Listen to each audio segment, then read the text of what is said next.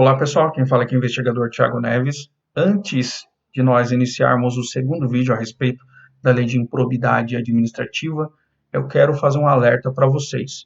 Eu quero partir do pressuposto que você tenha lido a lei de improbidade administrativa uma vez pelo menos, desde a última explanação, e também que você tenha assistido ao último vídeo, tá certo? Porque o estudo para concurso é um estudo ativo. O estudante precisa ser ativo, né? Não ficar tentando apenas extrair o conteúdo, né? Por osmose, apenas só olhando ali de forma superficial, não. Você precisa ir atrás da informação, você precisa ler a lei, a letra da lei, precisa anotar os pontos aí mais importantes, fazer mapas mentais, fazer alguns resumos. Isso é necessário para você internalizar todos os conceitos aqui, tá? Falamos no último vídeo a respeito do artigo 9º sobre enriquecimento ilícito, tá? Antes de partirmos para a análise dos demais, ressaltando aqui que eu preciso falar a respeito da base, né, constitucional dos atos de improbidade administrativa, tá? Eu analisei na última semana 150 questões, um pouco mais, da banca VUNESP, tá? Desde 2010 até aí 2019, no final de 2019. E vou trazer aqui, nesse vídeo, nos próximos, aquilo que é a tendência para as próximas provas da banca, tanto para quem vai fazer escrevente técnico judiciário, para quem fará as provas aí para a Polícia Civil, ensino médio, ensino superior.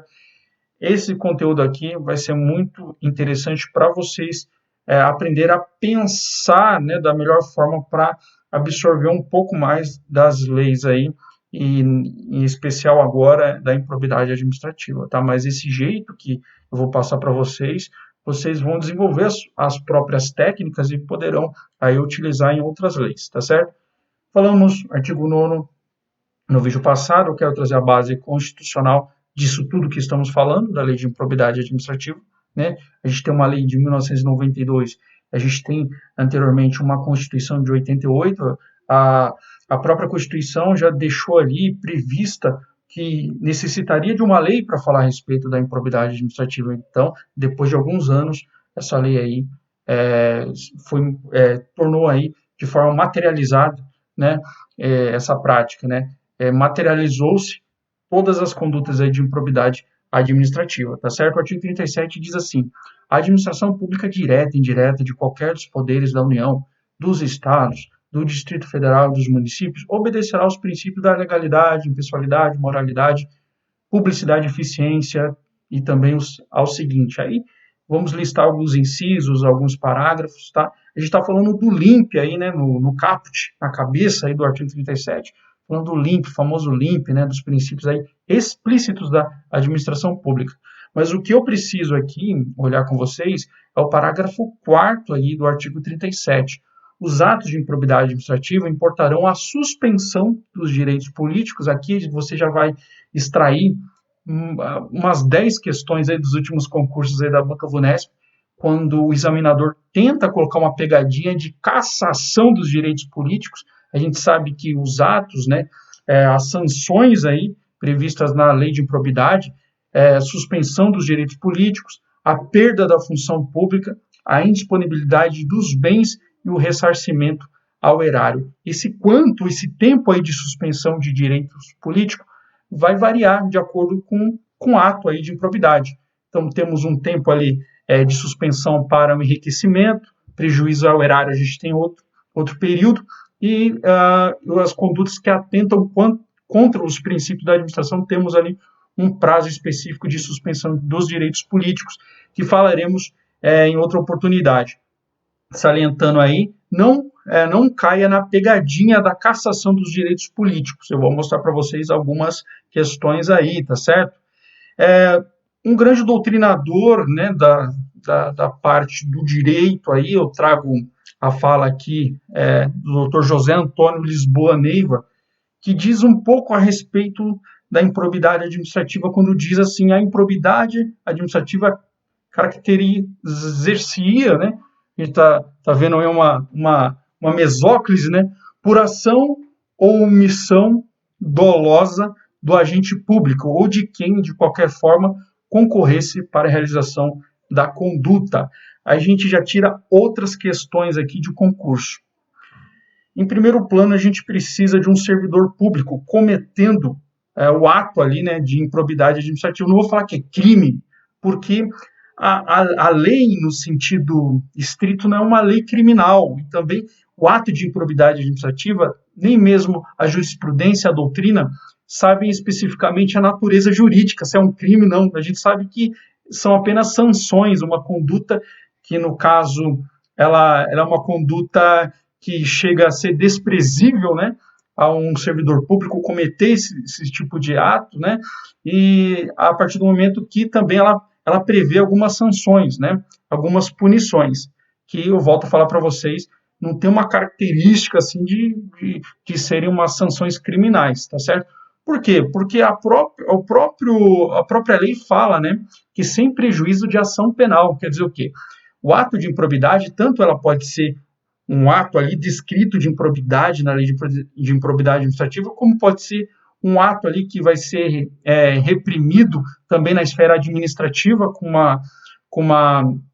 um caso de processo administrativo, uma sindicância dentro da repartição pública, como também pode ser uma conduta que gerará um delito, né? Então, gente, preste muita atenção quando a gente fala de improbidade administrativa, é uma lei muito específica e que tem essas sanções aí que iremos falar daqui em diante, tá?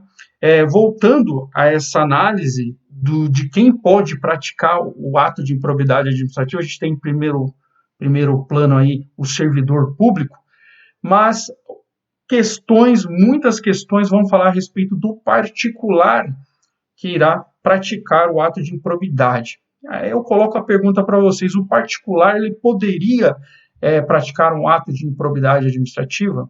Sim, ele poderia praticar um ato de improbidade, porém, em conjunto com um servidor público que praticou a conduta ali de improbidade administrativa. Sozinho não, o particular, a pessoa qualquer aí não poderia cometer um ato de improbidade sozinho, tá? Sempre na companhia de um servidor público, tá? O agente público ou de quem de qualquer forma concorresse para a realização da conduta, com a nota imprescindível da deslealdade, desonestidade ou falta de caráter, tá? Parando por aí, eu grifei a parte dolosa para que vocês peguem o seguinte bizu.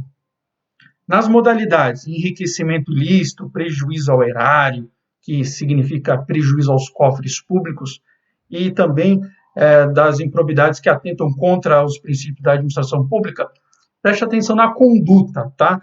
O enriquecimento ilícito sempre vai exigir uma conduta dolosa do servidor, quer dizer o quê? Aquele que tem a intenção mesmo de praticar aquela conduta, né?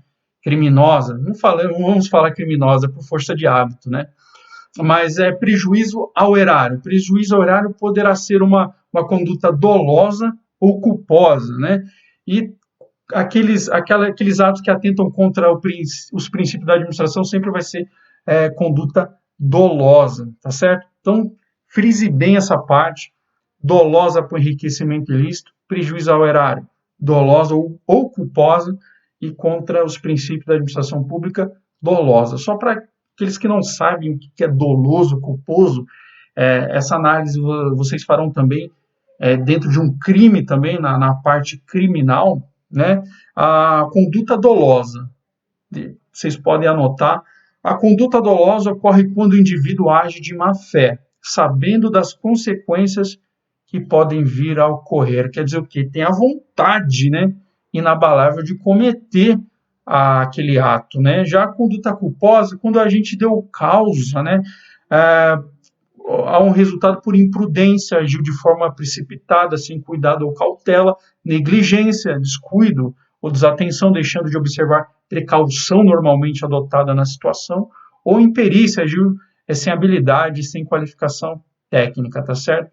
Então, vocês vão apenas verificar essa parte aqui de a conduta culposa, nós iremos verificar no prejuízo ao erário, tá? Naquelas condutas que causam prejuízo ao erário, nós iremos ter aí uma manifestação por parte do servidor público, uma conduta dolosa ou culposa, tá certo? As restantes só dolosa. Aí a sua questão de prova vai falar culposa, dolosa, vai começar a mexer com isso daí, se você não anotar, não deixar isso daí bem carimbado mesmo no seu coração, você irá errar alguma questão de prova, tá? Falamos ali a base constitucional, não quero que fique muito longo esse vídeo, máximo uns 15, 16 minutos. Falamos de suspensão dos direitos políticos, não de cassação, e já trago algumas questões. 2018, analista de promotoria e ensino superior. Assinale a alternativa que contempla sanção constitucionalmente prevista para a prática do ato de improbidade. Aí, pagamento de multa civil, e apenas a lei especial de improbidade prevê sanção, está falando que a Constituição não previu nada, né? Proibição de contratar com o poder público, ressarcimento ao erário, proibição de receber. Gente, nós temos aqui a conduta de ressarcimento ao erário, tá vendo? Vou voltar aqui com vocês aqui, tá vendo? Indisponibilidade de bem e ressarcimento ao erário, tá vendo, gente? Então, nossa questão correta aqui será ressarcimento ao erário. 2015, Banca Vunesp, contador judiciário. Perante a Constituição brasileira, bem como a ética e boas práticas administrativas, o enriquecimento ilícito, auferindo qualquer tipo de vantagem patrimonial, piriri, bororó, falou de enriquecimento ilícito. Essa conduta seria o quê, gente? Probidade administrativa, discricionariedade, indiscricionariedade, fraude. Logicamente, né, gente? A gente está falando aqui da improbidade administrativa. 2014, TJ do Pará, oficial de justiça avaliador. Falando da Lei 8429 de 92, aplicada em decorrência da prática de improbidade administrativa, vai gerar o quê, gente? Ó, falei para vocês, a cassação de direitos políticos não é suspensão dos direitos políticos, é a nossa questão, nossa alternativa correta. 2014, Fundacentro, a cenário alternativa que contempla corretamente uma sanção prevista expressamente no texto constitucional. Aqui, gente, você já pode ir para jubilação, não existe banimento, é uma pena que não é permitida na ordem constitucional, né, gente? Prisão preventiva, a gente não está falando de crimes ali da lei. Pena restritiva de direitos também é só em questão de algumas leis que têm esse cunho criminal, né? E suspensão dos direitos políticos, tá certo? E para terminar aqui, 2013, auxiliar de papiloscopista. Os atos de improbidade administrativa poderão importar, a gente já tem perda de nacionalidade, não, perda dos direitos políticos, não, né, perda, suspensão, perda da função pública, a impossibilidade do servidor condenado em retornar, não tem nada a ver, indisponibilidade de bens, suspensão da função pública, ele pode fazer um trocadilho, mas nesse caso aqui, indisponibilidade de bens é a nossa alternativa correta. Suspensão da função pública, gente. A gente vai dar uma analisada ali na própria lei de improbidade administrativa, a gente vai ver que o funcionário ele poderá, no caso, ser afastado, né? Quando dermos início aí a uma investigação, um inquérito para analisar aí a prática da improbidade administrativa, tá? Mas isso daí nós iremos analisar em outro vídeo, tá certo? Quero que vocês leiam novamente a lei de improbidade administrativa, que em breve voltaremos com mais um vídeo aí para destrincharmos algum outro ponto dessa lei e aí formarmos as nossas convicções, a nossa base ali que iremos utilizar nas provas, tá? Um forte abraço, até mais para vocês.